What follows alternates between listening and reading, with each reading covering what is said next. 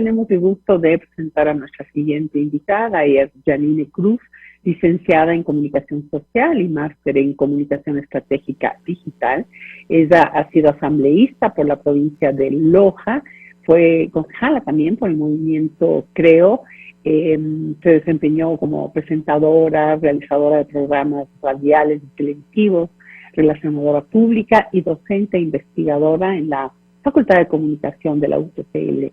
Es actualmente delegada del presidente de la República en el Consejo de Regulación y Desarrollo de la Información y Comunicación, CORDICOM. También vale la pena acotar que ha tenido una limpia y fructífera carrera política desde muy joven. Realmente bienvenida, Janine, un gusto tenerla con nosotros aquí en Max TV Online. Qué gusto saludarles, un hermoso día para todos ustedes, como siempre, gustosa de poder participar. Muy amable.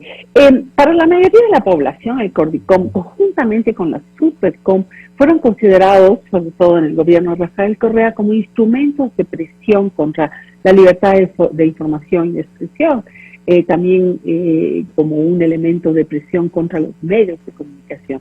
Sin embargo, hoy usted es la representante del presidente, quien aboga por las libertades en este ámbito. Cuéntenos por qué aceptó estar allí y cuál es su propuesta para darle contenido y peso a esta institución.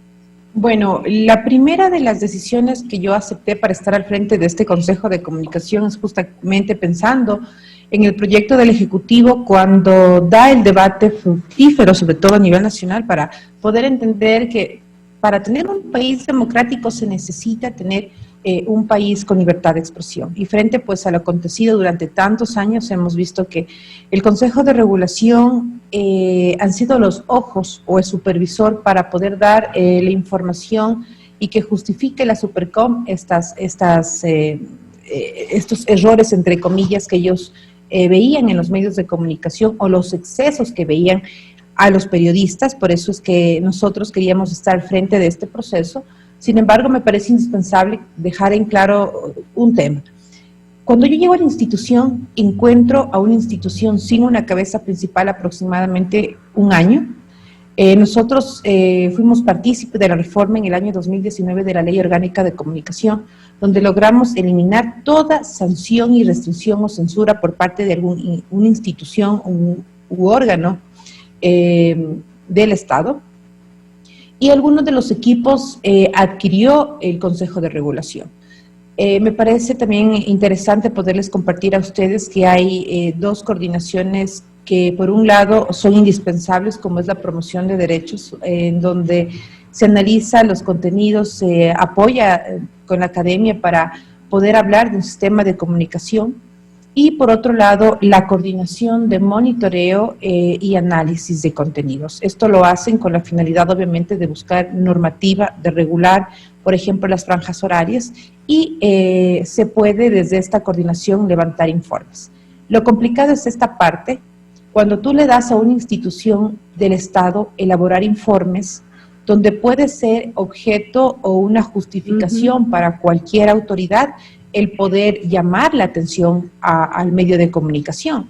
Nosotros una vez que llegamos, por ejemplo, hemos evidenciado cómo estos instrumentos son importantes para, por ejemplo, poner a debate el tema de la autorregulación, cuáles son las medidas, y sin embargo, muchos de los productos que se ha logrado mantener en este consejo es a los profesionales que de alguna manera han resistido a la orfandad de esta institución. Por ejemplo, hay antropólogos, hay comunicadores sociales, hay abogados, y que de alguna manera ellos han mantenido estos productos vigentes en la institución.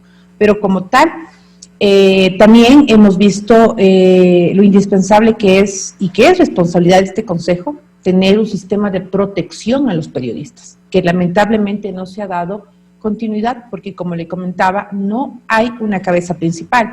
Y los datos que tenemos son complicados. Por ejemplo, hemos hecho un muestreo desde diciembre del 2020 a abril del 2021 y donde hemos identificado 56 agresiones a la prensa. El mismo marco legal de la CORDICOM, que sirvió para que sea, como decíamos, un instrumento de persecución, es el que hoy sirve para que tenga otro fin y tenga todos estos sistemas como le digo, de seguimiento de que la libertad de expresión se dé, de los monitoreos, de los medios de comunicación, etcétera. Entonces, lo preocupante es que, como le digo, el mismo marco legal sirve para ambas cosas. Esto no queda entonces en la discrecionalidad de quién esté a la cabeza en determinado momento. O sea, mañana no está usted y viene una persona que decide cambiar estas competencias o esta direccionalidad que usted le está dando y tranquilamente lo puede hacer. Indudablemente. Por ejemplo, encontramos un informe en octubre donde se cerró un medio de comunicación y realmente nos llamó la atención que este informe salió en un día, cuando los técnicos y los profesionales en esta materia, porque hacen derecho comparado, analizan textualmente lo que dice un periodista y se demoran aproximadamente de 15 a 7 días. Entonces, ¿cómo hemos visto cómo una autoridad que está al frente de este consejo puede darle una herramienta a cualquier gobierno para perseguir, para intimidar? Sin embargo, hay que dejar algo. Este informe no es vinculante y este informe no tiene una sanción. En caso de requerirse, lo envía a la Defensoría del Pueblo. Lo que sí me parece indispensable es poder debatir la intencionalidad del gobierno para tener claro un ente que pueda ser como un observatorio mediático donde se hable justamente de esta normativa interna, donde se pueda acompañar, por ejemplo, con la academia, donde se pueda hablar de un sistema de protección, donde sea una institución que acompañe al periodista, pero no un sistema para poder emitir informes y que a la larga esto sea algo, como decía, subjetivo y que pueda de alguna manera afectar a los periodistas o al medio de comunicación. Por ejemplo, sería importante entonces hacer algún tipo de reforma al marco legal del propio Cordicom para que no pueda haber este tipo de discrecionalidad, porque además le sumemos a esto cuánto le cuesta al Estado, o sea, a todos nosotros la existencia de esta institución. O sea, no sé si será verdad que la creación del Cordicom, conjuntamente con la Supercom, sumaron más de 76 millones de dólares. ¿Vale la pena mantenerla? ¿Y cuáles son aquellas competencias que no puedan ser asumidas por otras instituciones? Claro, o sea, es indispensable poder analizar cuál fue la idea desde la creación de la Supercom.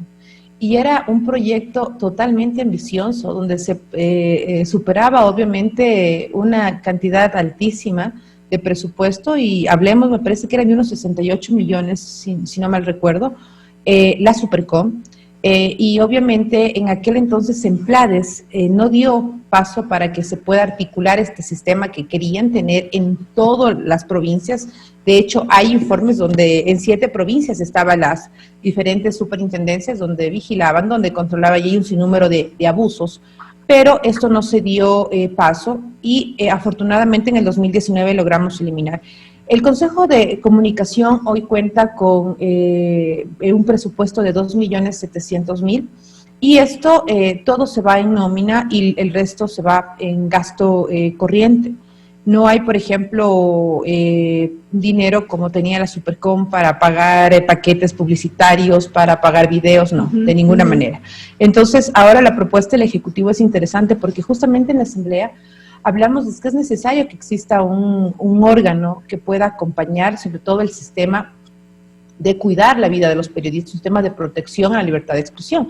Por eso es importante el debate, sobre todo por lo que acaba de acontecer en un medio nacional, si estamos o no en la responsabilidad de hablar de la autorregulación, si estamos o no listos para hablar de política pública en temas de comunicación, que es uno de los retos que tiene la Asamblea. Yo realmente veo que el debate tiene que centrarse en ese sentido. A la larga, esto fue una institución que está operando desde el año 2014, porque fue a raíz de la consulta del 2011 que le dieron vida a esta institución. Es interesante este debate porque no es ninguna institución hoy que pueda sancionar, que pueda censurar. Sin embargo, sí me preocupa dejar a la discreción que cualquier institución puede emitir informes para llegar a la Defensoría. Si cualquier ciudadano se siente ofendido, atacado en su honra, en su moral, porque eso es muy común escucharlo, tiene las vías para defenderse. Una es la Defensoría del Pueblo, otra es la Justicia Ordinaria y otra es la Fiscalía. No se necesita de ningún órgano para que se pueda, obviamente, justificar el error o no del periodista. Pero sí es interesante buscar también el mecanismo para debatir estos temas de contenido y que sea de retroalimentación. Por ejemplo, algo que me parece bueno de esta institución es que ha logrado que la academia pueda otorgar becas a los comunicadores sociales o a los trabajadores en la comunicación para que se sigan profesionalizando con maestrías, como por ejemplo la Universidad del UNIR y otras universidades, y que eso es indispensable, el acompañar justamente a nuestros trabajadores de la comunicación. Nosotros hemos logrado ya realizar un camino para hablar del sistema de protección a los periodistas. Por eso es que hemos logrado articular reuniones con varias autoridades, entre ellas la Fiscalía, para que podamos entender en mínimos protocolos cuál es el trabajo de un comunicador o de un periodista. A veces escucho que hay periodistas que sacan información porque es su trabajo, y por otro lado que critican a la Fiscalía que no debería de haber sacado esa información porque puede afectar a la investigación.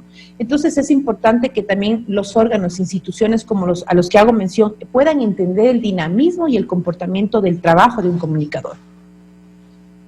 Ahora, de lo que le oigo, esas son competencias o coordinaciones que bien podrían darse desde también otras instituciones, ¿no? Claro que sí. ¿Ustedes tienen competencia, por ejemplo, para velar por aquellos periodistas que no han recibido sus remuneraciones desde hace mucho tiempo en diferentes medios de comunicación? Hablamos desde Canal 1 hasta los medios incautados. ¿Ustedes en ese sentido tienen alguna fuerza que puedan ejercer? No. Nosotros no tenemos ahí responsabilidad. Esto netamente es de lo laboral. Cuando hablamos del sistema de protección es justamente buscar líneas de compromisos del Estado para poder asegurar el trabajo periodístico del comunicador.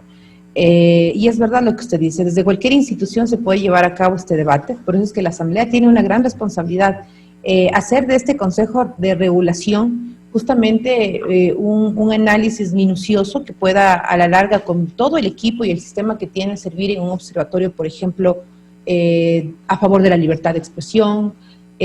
Por ejemplo, analizábamos que en otros países hay el Comité de la Autorregulación, donde nada tiene que ver el Estado, donde nada tiene que ver el gobierno, y que más bien es el apoyo de propios periodistas y medios de comunicación, donde hablan de un comité, donde ponen las cartas en la mesa para poder abordar lo indispensable que es el respeto de las normas deontológicas, y donde obviamente también hay la participación de la academia y de la sociedad civil, pero sin ningún interés de poder obviamente poner una agenda a los medios de comunicación o a cerrar a los medios de comunicación. Usted ofreció hacer un informe, ¿no? Y con respecto a cómo ha venido funcionando, cómo se han manejado presupuestos, qué es lo que ha venido haciendo. Y en base a eso vendrá su propuesta, ¿no? Para profundizar en los temas del acuerdo ICOM. Esto usted ha presentado a la Asamblea, va a presentar, va a haber algún trabajo desde la Asamblea, y como le decía también, me parece que sería importante reformar el marco legal para que no exista este como, ¿cómo es que le llaman? La bisagra, ¿no? Que puede servir para un fin o para otro. Claro que sí. El marco legal está, las atribuciones del Consejo en el artículo 49 de la actual Ley Orgánica de Comunicación. Dentro de los estatutos, por ejemplo, nosotros no tenemos afortunadamente, esa intención sancionatoria, no hay esa responsabilidad. Por lo tanto, sí nos pone en duda para qué sirve elevar informes si no tenemos esa responsabilidad. Y digo afortunadamente, porque hay los canales donde cualquier ciudadano se puede obviamente defender. Sin embargo, en la Asamblea va a ser un debate complicado, difícil, porque yo veo que aún hay la intención de cierto sector político de mantener un sistema de regulación, pero acompañado de sanciones administrativas. Ponen en debate de que no estamos preparados para la autorregulación, y esa sí es una preocupación y una excusa para volver a la guillotina. Algunos añoran la ley Mordaza, algunos políticos tienen la piel tan sensible que creen que los medios tienen que respetar y no meterse con su honra. Esos análisis, esos discursos sí son totalmente complicados de entender. Por ejemplo, desde el año 2008 al 2017 se dieron 2.348 ataques a la libertad.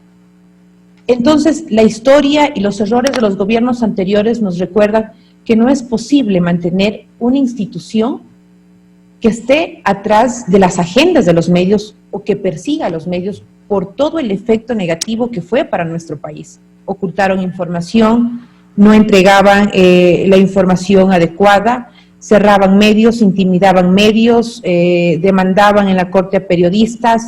Esto ha permitido que se desarrolle una estructura inclusive de corrupción acompañada de esa persecución a los medios. Ya entendemos cuál fue nuestra factura y que hoy le estamos pagando. También existió persecución e intimidación a políticos. Usted fue víctima de uno de estos casos, inclusive si nos quiere recordar un poco cuando usted fue concejala en un incidente contra el alcalde de Loja de ese momento, el alcalde. Así es, pero eso nos lleva a la reflexión y yo quiero dejar claro algo. Es interesante saber que la mayoría de agresiones a la prensa o a la libertad de expresión viene desde el Estado, desde los políticos a los medios de comunicación, desde las autoridades. Y aquí hay que tener claro algo. Uno cuando habla de la libertad de expresión es también decirle al político, al funcionario público, que nosotros estamos expuestos por nuestra condición pública y porque hemos aceptado los retos de estar en este camino público. Porque algunos dicen, no, lo que pasó, por ejemplo, en el caso de la posta con el señor Isa, hacen referencia de que mañana puede pasar con cualquiera. Pero tenemos claro que el señor Isa también es un político.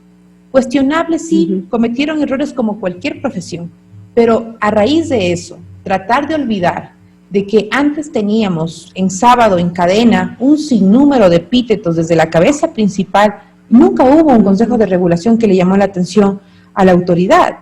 Desde el 2013 al 2017, por ejemplo, 1 de cada 2 enlaces semanales se registraron agresiones desde el mandatario contra mujeres. Usted recordará que eran calificativos realmente que nos afectaba a nosotros como género. Desde poderosa, mujer falsa, mediocre, desadaptada, sesgada, mentirosa y manipuladora. Exacto. ¿Dónde estaba el Consejo de Regulación? ¿Dónde estaba el Consejo de Regulación cuando golpearon a nuestros hermanos zaraguros y donde cerraron radios comunitarias? Y ayer tuvimos la comparecencia en la Asamblea Nacional haciendo énfasis en esto. Entre políticos tenemos que tolerar, porque la gente quiere saber quién es un político, quiere saber cuál es el otro. Usted trae a colación un tema que me parece fundamental, y es que, si tenemos un gobierno que respeta la libertad de expresión, que respeta los medios de comunicación y todo el sistema de información, etcétera. Entonces, ¿para qué necesitamos realmente una Cordicom? Y si tenemos uno que no respeta y que en ese caso el Cordicom no hace nada, entonces ¿para qué tenemos un Cordicom? O sea, volvemos un poco al tema con el que iniciamos. O sea, es necesario, usted que está adentro, que exista esta institución. Es necesario hablar de un sistema de política en comunicación. Y esto no requiere hacer que desde la institución salgan informes en contra de tal medio de comunicación, porque no es lo correcto. Pero también esto es un debate que la verdad me preocupa cuál sea la posición de la Asamblea. Ayer nos visitó el gerente también de TC, estuvo en la comisión y él decía algo con toda razón. Aceptamos nuestro error, eso es parte de nuestra autorregulación.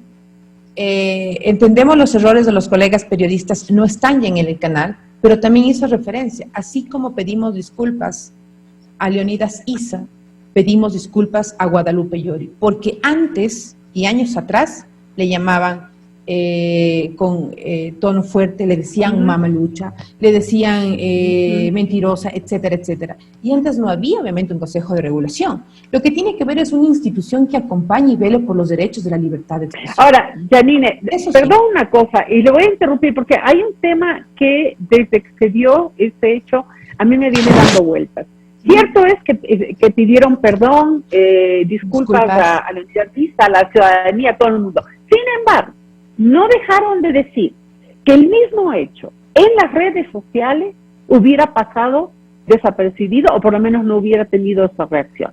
Que esto se dio por ser un medio abierto, ¿no? De televisión. Entonces, ojo, Aquí tenemos otro tema que me encantaría conversar con usted, sino que el tiempo ya se nos hizo corto. Pero, ojo, ¿qué está pasando con esta doble, no lo voy a llamar moral, pero sí visión de cómo manejar la información y cómo manejar los contenidos?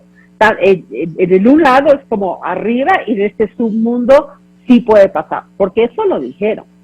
Eso no hubiera ocurrido igual en otro medio, ojo. Entonces, no es que se están disculpando por el hecho, prácticamente se están disculpando por el error de intentar una dinámica que funciona en las redes y que no funciona en la televisión abierta.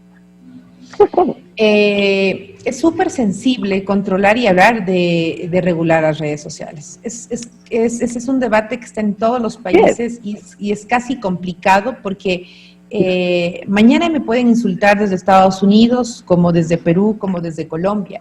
Y tener esos filtros es súper complicado, pero hay que entender algo. El dinamismo de las redes sociales es porque no hay regulaciones. Y hay un tema que sí me parece también debatible. Nosotros, y me imagino que ustedes como medio de comunicación, muchas de las denuncias que revisan o información que reciben, lo hacen bajo inclusive el derecho del anonimato. A mí me pasó cuando fui asambleísta. Gente en redes sociales me escribía a darme información porque tenía miedo de hablar. Entonces, eso sí es también ponerle al debate. Y por supuesto, el estilo digital es totalmente distinto al estilo de los medios tradicionales, totalmente distinto. Ya me quieren matar por el tiempo, pero este es un tema que me parece que es fascinante y que me encantaría que lo podamos continuar en otro momento, ¿verdad? Específicamente, encantada. Entonces, nos ha encantado tenerla aquí y muchos éxitos en su labor. Gracias por esa apertura para hablar sobre el tema mismo del Cordicom y de su permanencia en el tiempo. Bien, nosotros nos despedimos entonces a nuestra invitada del día de hoy y también de ustedes. El día de mañana volveremos y prometo, producción, ser más cuidadosa con los tiempos. Okay. Hasta mañana. Cuídense mucho.